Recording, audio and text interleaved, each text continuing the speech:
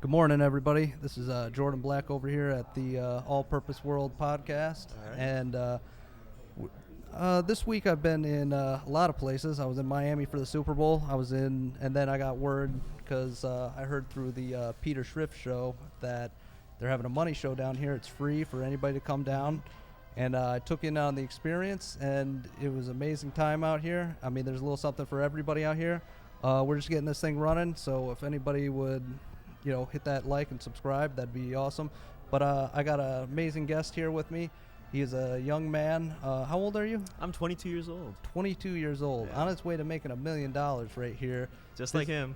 Yeah, I'm pushing. I'm not moving at the rate you are. I don't know. Yeah. This is the son of Keith Fitz-Gerald. That's right. This is Kuni Fitz-Gerald. And I got to tell you, I was listening to your presentation. It was a hell of a story, hell of a presentation. Thank you so much. Thank you so much, man. Come to find out, it was your first presentation, and I was like, man, this kid caught people's attention out there, in particular mine. But let me see here. So tell me a little bit about your father anyways, because I got to tell you, I wasn't too familiar coming in. I wanted to see him speak. I only caught him on the tail end when I got in there. But one thing before that, was that a paid event, that one you were presenting at? No, it wasn't paid. Oh, okay, good, because for a second there I thought I sort of slunk in on No, it. no, it was completely free. Yeah. Oh, okay, all right. So, so let me know about your father a little bit. I understand. Yeah, so he used to be a trader and investor, so he traded institutional money for 30-something years, and so he's been very experienced in the markets, just in general. And so that's his background. He's been writing investing newsletters for the past 10, 20 years. Mm-hmm. And that's his sort of background, right? Yeah, he's the CEO of Money Maps. No, so he's a Chief Investment Strategist. Oh, okay. Yeah. I thought I read somewhere he was a CEO. So, to my understanding, he got started out by investing his money after becoming he was a lawnmower, and took his money he was from lawn mowing and made his first initial investment that made him a lot of money. And from there, he just went pretty deep into it, and he's been living this life since like the dot-com bubble, or no, since before the dot-com bubble. Actually, yes. So he started trading with just a little bit of money. Okay. And he traded according to the guidance of my great-great-grandmother, so Really? his grandmother. And he just started from there and started investing in things that he believed in. And after college, he went into a big investment firm. That's where he got his start in finance, really. Okay. But then from there, he's actually led a very different life, too. I mean, he's been a cop for 4 years of that time. A cop? Yeah. Really? Police officer, yeah. I was gonna say, yeah. What else has he done? Like, I don't even know the full extent, but he's also managed a bungee jumping company. really? Yeah. So diversified. Very diverse Yeah, and career. I tell you what, it takes a lot of cojones to be a cop, right? I mean, It does. yeah, I definitely want to answer the call, but Mhm. so that's a lot right there. So let's see. So as far as the presentations go, some of those people, just to re-hint on the whole thing about you being a good speaker, there's a couple people out there a little shaky, right? It's your first time presenting.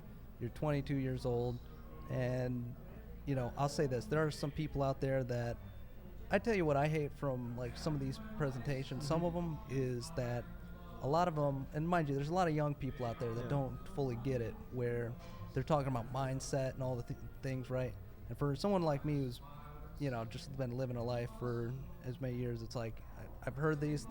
They are indeed important, but the actual like info that might help me, like something, say, let's say like like the person who came up and was offering free education to teach you about price earnings, right? Things like that.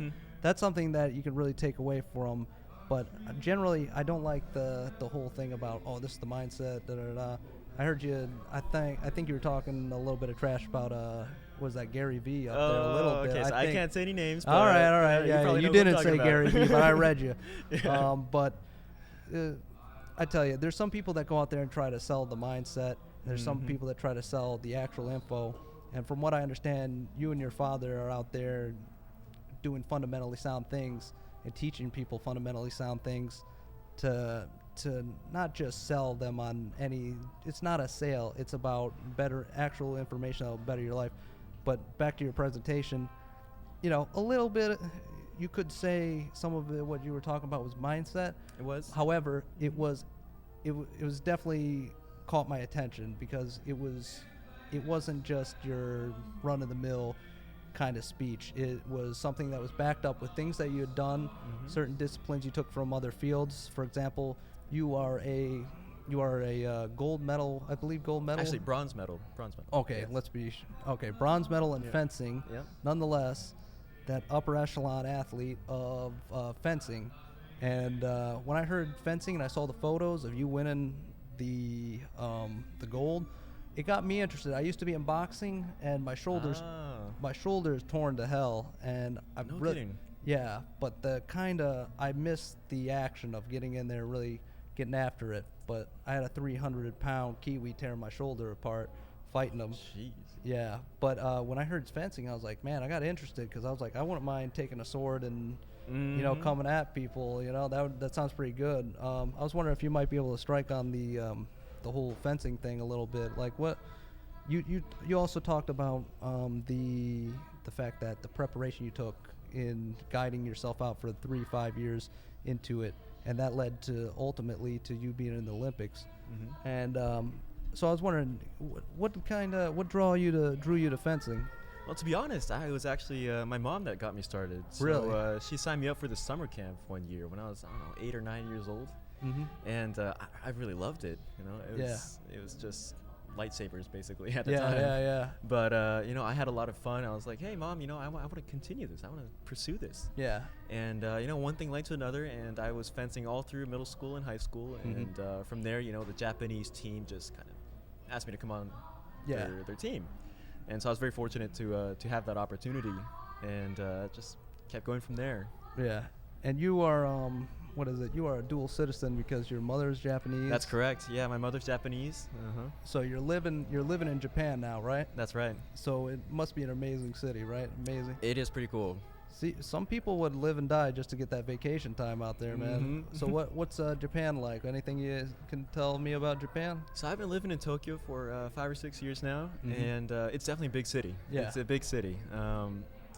But if you love modern stuff, or if you love the Japanese culture in general, it's a great idea. Okay. Like I understand, I've had people tell me it's a fun area, but I also wonder, is there still some of that old school like Japanese super seriousness? It has to be, because there's the industry out there. I would believe a lot of people talk about the Chinese and how they're taking over the world, but Japan's about to be unleashed on the world here pretty soon. If you think about it, I think they're coming to a point where they're about to have their own military coming up, I believe. That's right, but Japan as sort of an economic power is probably going to be declining just a little bit, just because the demographics are such that there's more old people than young people now. Really? Yeah, so the population is literally aging and dying. And that's something that the country is really struggling with right now. That's something I heard about China was back in the day they had some sort of strict policy on how many people you could have. They did in the early 80s and 90s, I believe. So there was the one-child policy. Yeah. And so you could only have one child just because they had too many people. Yeah, and then it reversed because I heard the same thing was going on over there, where they had too many old people in comparison, and they couldn't take care of, I don't know, it sort of flipped around. Exactly. The young people taking care of old people thing. So if I can ask one more question on the fencing, I don't want to take up too much of your time on this, but so what's the general strategy with fencing? Like if you had to break down some fundamentals, what kind of stuff goes on there? So the fencing, I love the sport just because it's like physical chess. Yeah. You have to think so much about what your opponent's doing, what you want to have them do, and how you're going to almost trick them into losing, I guess. Yeah. So what are some fundamental moves maybe? Do you guys use footwork to where maybe you might turn in? Or? But the thing about fencing is, right, some physical attributes are really advantageous over others. Like, maybe you're taller or you're faster or something like that. But the thing is, you can always find something to counter it. So even if you're small, as long as you use the right strategy, then you have a chance to win. Yeah. And that's what I loved about it, because it was never like a one-size-beats-all thing. Yeah. It's always a zero-sum game. Yeah. I tell you, the story on the boxing thing was I was the only guy small that would fight my friend Nick LeGroux. He was like 6'6", 300 pounds. And if you know anything about people from New Zealand, I know you haven't been to Australia, but I've seen my fair share of Kiwis with Yeah, the rugby teams. Oh my god. yeah, genetically, man, my friend is just a freak. But that's a whole other story for another time. Okay, so some of the things you struck on in your presentation was your presentation. You were talking about spice, which is sort of like you took the idea of you being a fencer and the disciplines that came from that, where you planned it out. You planned out years and ahead what your goals were, and you struck upon them, and you just a constant habitual discipline. You know, you were being a demon from hell, sorta, in your mindset of going about achieving your goals. And it wasn't by mistake that you know, maybe you could have hit gold. I'm just curious, how close were you in that, like being up in the silver I was and gold? so close. The final score of that bout was 15-13. Yeah. Oh man. So if you, I'd gone 2 more points. dude, and that's where luck comes in a little That bit, is, right? that is so the. all the preparation. I don't want to make excuses, but the referee was a little bit iffy. Oh yeah. But, okay, you know, that too. You know? It comes with the game. I so. believe it. I believe it. Yeah. I feel like I've rambled on here for a second. I wanted to ask you about politics in this. Maybe we'll come back to that. Yeah. But as far as that goes, your presentation was about you taking the discipline you had in fencing and bringing it over into your finances, which was just plotting it out, plotting your course, and following suit on it. And I remember you told a story about how you made how much money off of winning one of these contests? I don't want to disclose Oh, the exact right, of amount, course, but, okay. It was a sizable chunk. I'll say this: it was a large amount of money, and he was talking about I was he bought 18 some, years old. 18 Yeah. years old. You just got a grip of cash, and you bought some shoes. You bought some things. And that I just lived life like a king. That was Yeah. that was what I did. And then I regret it a little bit. 6 months later, all that money you spent. Yes, I had no cash, Right. a lot of clothing, and one very uncomfortable phone call with my dad. Yeah. That was that was what I had. Yeah, your father called and reined you in because it's a good thing to have a father Absolutely. who is. I tell you, I grew up. My father died when I was 3, and my mother raised about 4 children on her own. Very strong mother. Yeah, very strong mother. However, at the same time, a male influence to guide you is something that cannot be understated. And not only that, from what I know about your father and what I've met, he's definitely a very good influence, I would say. He's a very driven individual, and a lot of what I think and how I think, it was just shaped by him, and just how he approaches things. Yeah. For example, one of the biggest things that I learned, and I still hold to my heart to this day, is he always says, "Make it a good day." Yeah. I don't know if you heard this in part of his thing, but I heard. don't just have a good day, make it a good day. Make it And I a was good like, all day. right, yeah. Yeah, I think the guy who was talking about Steve Jobs was up there saying, or was it your father? It was probably my dad. Yeah. Oh, okay. Yeah, make it a good day. Make it a yeah, good yeah, day. he did. Yeah, you're right. I'm sorry, I only caught the tail No, end no, of no, that. it's I okay. wanted to take it in, but I don't know. Everything went traffic, and Yeah. there seems to be an accident off this road every day. All these like Maseratis coming in at 100 miles an hour. I'm Oh, sure. man. Yeah, I swear. But so yeah, make it a nice day. So many people say have a good day, Mm-hmm. but it's really on you to It is. make it's it on, happen. It's on you to make it happen. Yeah. Yeah. Yeah, but one of the things you were striking on was, okay, so after the whole process of you spending the money, I used the term that when I was young, I was like, yeah, I was playfully ignorant once upon in my life, right? Exactly. And you learned a good lesson there, which is, you made a lot of money, and then you lost it. And I tell you, I've been in a situation where I was eating imaginary sandwiches at one point in my life, right? And I tell you, there's nothing better than failure. And a lot of people talk about Michael Jordan saying, how many shots he missed and all that. But you know what? Within that one moment, and you had a good guiding force to point you in the proper direction, and you started, according to your presentation, you started investing in experience, knowledge, money, and health, and less about shoes and That's exactly things right. like that. Skip the instant satisfaction if you can, Mm-hmm. and focus more on the long-term things. Make your future self happy. That's the real Yeah. deal, I think. I gotta tell you, the part that struck me about that was, health. Everybody it's key and important.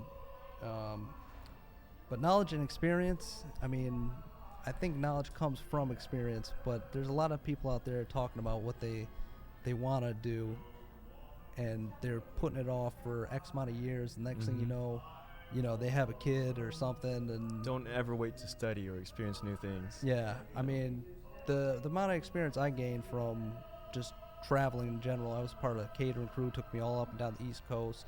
Knowledge, being around business owners like my boss Richard, who came up from a house that was like about as small as these little pillars here, with like 6 brothers, and each one of them are doing crazy good for themselves through the experience and bad times and coming up the way they did. But let me ask you, so what in today's market, what would you suggest to some people out there that might be, struggling, or say, let's not even say struggling, say that they're trying to invest their money, they're young, and they have a vision, they have a goal, but they don't know how to get there financially. What kind of things are you seeing going on, and how are you going about your investments and the things that you're telling people in your newsletter? Well, to be honest, I think you should get started as early as possible, because time is your greatest asset in this kind of situation. Definitely. And just start investing your money in things like just index funds if you don't know what you're doing, because that's one of the best ways to just make money in the long run. Right. It's a low risk index fund, and then just start putting the money away and just forget about it. Yeah. Just leave it there, because over time, then it's going to accumulate wealth. I mean, even if I had even invested, let's say, $1,000 in $1,000 of my winnings, about 4 years ago, right? Yeah. That would be another $300 just from that thing. So 30%. Exactly. Yeah. Incredible. The idea is to invest early, and invest wise, right? Absolutely. And the sooner you get in there, a lot of people talk about, I don't know what I'm doing, but the sooner you get in there and the sooner you make your mistakes and your failures, the same way that you made, your failures early on, everybody has little hurdles they got to get over. And some are big, some are little. But it's not the failure, it's the lesson you learn. And I was actually driving out here thinking about it, that it's a lot like, life is a lot like a road, is that you come to these points where it's like there's a guy in the fast lane going like 60, and it's like, it's very tempting to keep up with him, but going fast, you probably know you might crash. Exactly. There's that, and also I was thinking just the flow of it. Like there's people in the fast lane going 60, where it's like they're going super slow in the fast lane and not letting the flow of things. So every now and again the market will slow down, right? And then there's points where it'll take off, then you make your money, and then there's times where you got to pull back, but all in all, it's like you got to keep on moving. You might lose it. Absolutely. No, just like, so there's a concept called dollar cost averaging. Are you aware of it? No. So dollar cost averaging means you buy something and you just keep plugging a little bit of money into it, and because then that brings your overall cost down, right? Yeah. So when you buy a little bit when it's high, you buy a little bit when it's low. You just keep putting money in, maybe $50 a month, something like that. Right. And then the overall cost just becomes much lower and lower, and that lets you accumulate wealth just over time much better. Yeah. Dividends, it's constantly coming to you, and if you're young, you got all the time in the world to do that. And so I don't want to hold you up too long here. Oh, okay. All right. Well, if that's the case, then let's say if you were someone who is sort of like down on their luck. Let's say if they were an individual, maybe they're a little up there in age. What advice would you offer them? And I know it's a little jacked up to ask you, someone who's maybe they're a little bit up there in age. Yeah, maybe they're a little up. Maybe they're a millionaire who lost all their money and now they got to start over again. Like I'll tell you a story I heard about. The Wolf of Wall Street. Yeah. Okay, so here's what I heard about him, is that he currently owes like something like $33 million to all the people he screwed over. Yet you see him, like, he has a podcast himself. I watch it. He does. And he is literally getting up every day, going about his day, working. It's a legitimate amount of money that he's probably never going to pay back. However, he's still out there, promoting his brand, making his money. And so I don't know where I was going with that, but I'm saying, if you ever need a story about, why you got to get up every morning and be disciplined and go about it, and how bad things are, it could always be worse. Absolutely. But That's one of them. You got to make use of what you have, because it doesn't matter if you're making tons of money or a little bit of money. It's just long as you're working hard, right? Yeah. And you're going towards your goals, it doesn't matter. Exactly. Yeah. I mean, if anything, I think I heard somebody else talking about this. Is just purpose. I mean, that's the ultimate thing. Purpose leads to wealth, where it's like, well, there's no real like intangible reason for me to be nice to people, right? Mm-hmm. I could be a complete asshole to everybody every day, but the reason for that, I mean, besides the moral ones, is just having just being a decent human being. Right? Exactly. And that alone, your work ethic, your work ethic, your ability to promote yourself, you just in trust one sense. And, It sounds hokey, but literally doing the little small things are what can lead to huge amount of wealth. But while I got you for another second, I was curious, what so you were talking about the referee in the fencing, and I know I'm switching back here, but I was wondering, the referee, like, what are the politics? What are the like real nuts and bolts of being involved in something like this? So what you need to know about the fencing world is it's owned by this Russian billionaire. Oh yeah? Yeah, the entire fencing federation is actually owned by a Russian billionaire, and theoretically it's all neutral, right? Of course, it doesn't matter. It doesn't matter at all, theoretically. Yeah. But there are times when there are very questionable calls. Right. Whether that has anything to do with the Russian connection, I don't know. But there's a bias sometimes. So, when you say there's a Russian connection, is it like, I know for a fact that like Pride Boxing was involved in the Yakuza, and then I'm starting to really wonder about all these things, because I've heard some things where it was like Pride was owned by Yakuza. Yakuza are still sort of involved in everything over there with the. Don't let me get you killed over here by saying anything, but is the Russian thing? I know that there's like, I mean, shoot, our government too. I mean, a lot of it is just there's a lot of criminal stuff going on in our government, let alone Russia, where it's like the Wild West, where they just tear up the Constitution, things like that. And when the Soviet Union came down, pretty much the Russian mob was out there in every asset, in every facet. Do you think there's like some sort of criminal element in that, where they're like, do you think they're calling it? It's criminal. Yeah. But I mean, it's gone a little bit better in the recent years. Oh, okay. Yeah. But yeah, I wouldn't say there's a criminal element to it. I mean, there's definitely like certain countries where the prize money is much better. Yeah. For example, the Uzbekistan World Championships, the owner is from Uzbekistan. Oh, so okay. the prize money was really big right there, but then next year it was just nothing. I think I heard something about Saudi Arabia. The Saudis, yeah, they have a lot of money. They're trying to get everything over there. It's just important that it's over there. They'll give like $1 billion for Khabib and Conor, and then they got something stupid like apparently wrestling over there. They paid them like $6 billion or something just to do something. Yeah, they got a lot of money. I mean, it's burning right there. So. Yeah, politics and sports and things like that. Yeah, it was also, I don't know, I think about like everything nowadays, like basketball and, well, anyways. Well, I guess I got to kill it here, so. Yeah, I mean, thank you so much for having me. Hey, it's great meeting you. I appreciate your time. Yeah. Yeah, and, maybe next time, maybe we can set this up some other time later. I know I'm gonna be coming back to the Money Show, and also what is the word I'm looking for here? I think you were talking about Skype. I'm gonna work on that. Yeah, we can do that overseas. Yeah. But it was a pleasure meeting you. Thank you so much. Thank you for coming out here. And absolutely. I'm if you could take a second to promote your newsletter and. Yeah, so I have a free thing that's semi-weekly, and I basically talk about beginner investing and just making money as a young person, right? Just common sense financial terms, and I think you would find them really helpful. So, yeah. If you're a young person out there and you are not signing up for this or his father's as well, then Yeah, my dad's stuff costs money, but mine is completely free. So just go to kunifitz-gerald.com and you'll find it. He's cutting him off at the hedge.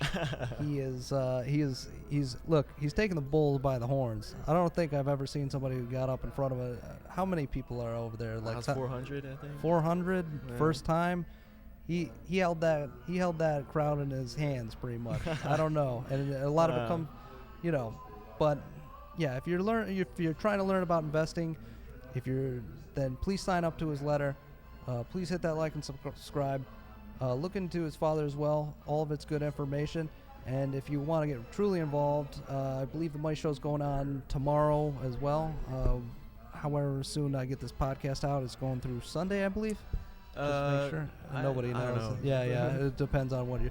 But besides all that, there's a Money Show next year. There's going to be a show out in New Orleans. So get involved and show up. There's something for everybody out here. If you're just getting started, if you're balls deep in everything going on, if you're already an investor, if you're a millionaire 3 times over and you lost your money and you're starting over again, then get out of here. There's something for everybody out here. Appreciate your time again. Absolutely. Thank you very much for having me on. All right. We're going to call this one now. Thanks. I appreciate it. Thanks, man. All right, man.